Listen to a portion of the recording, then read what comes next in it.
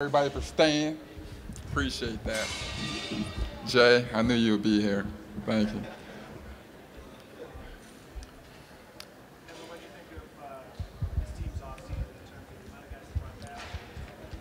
Yeah, I think it was great. I think, Danny and Brad and, the rest of the front office did a great job. I think the Amir Johnson, Amir Johnson pickup, David Lee pickup, re-signing Jonas Jerebko and Jay Crowder. I think it was big moves. I like it.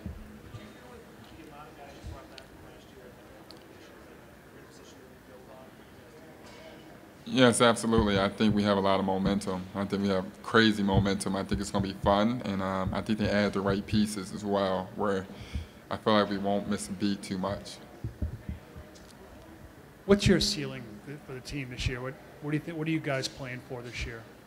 Yeah, I think we're playing obviously to make the playoffs and to make some noise. I think we do a lot of big things and get good. I think we can finish. What did we get 40 wins last year? Was it something like that?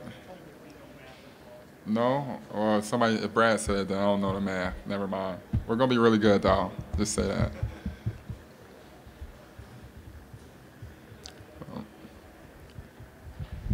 Do you think you'll go back to working more from the wing this year now that Marcus is kind of in year 2 of his development as a point guard? Yeah, I'm not too sure. We'll figure all that out tomorrow. The workouts I've been doing and talking with the coaches, it seems similar to last year. And then at the end of the day, I think it's just basketball. So I think I'll be in a position to make the same plays I made last year. Evan, after one season with the Celtics, what were the main focus points of your off-season workouts?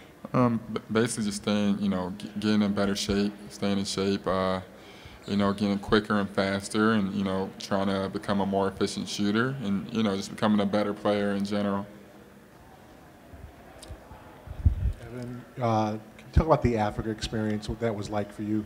Yeah, it was cool, to be able to go to Johannesburg. I thought the coolest part was interacting with the people. I was able to go to the children's village and that was like a life-changing experience to see, how grateful those young kids were, not growing up with much, and the smile and the passion and everything they had was unreal. Being able to see the Apartheid Museum and the struggles of, Nelson Mandela and his people was crazy. And I think the biggest thing was Luol Deng. He spoke on bringing a game to Africa and seeing how emotional he got about it and everything like that. And how, little things like this is bigger than life, to hear where he came from to now, and for those people to see where he came from and how much of a door opens up a little bit was cool. And I think, it's all about showing how lucky you are, too. I'm really blessed, and I was really humbled by that experience. Any more questions? Now that your basketball career is locked in, what about your Uber driving career? Why there we go? I don't know, man. It depends. Depends on the gas prices and stuff like that, and how what type of profit I can make off there and things like that. And I want to be the main focus of the company. I want Uber to highlight me and put me in positions to be successful and give me all the big name deals. So if they can't do that, I got to go elsewhere. Is the Range Rover like a dark Range Rover green, or is it? Yeah, it's a dark green Range Rover. I think Jonas copied the same thing I got. I'm gonna have to talk to him about it, but it's a pretty nice Range Rover. Great gas mileage and the sunroof and stuff like that. It's pretty cool and it's pretty comfortable. You sit in the back. I actually can sit in the back seat and be comfortable. So imagine somebody else. Would you do a lift and put the pink mustache on the front of the Range Rover? No, I wouldn't personally, but you never know. That's funny you say that. I've learned what cars I can and can't do it with. You know what I'm saying? Like today, I live 14 miles from the practice facility. I get in my car, it says 11.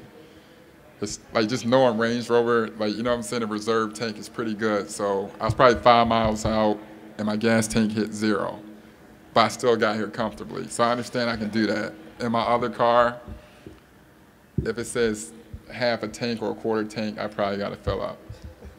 So, yeah, so it's all good.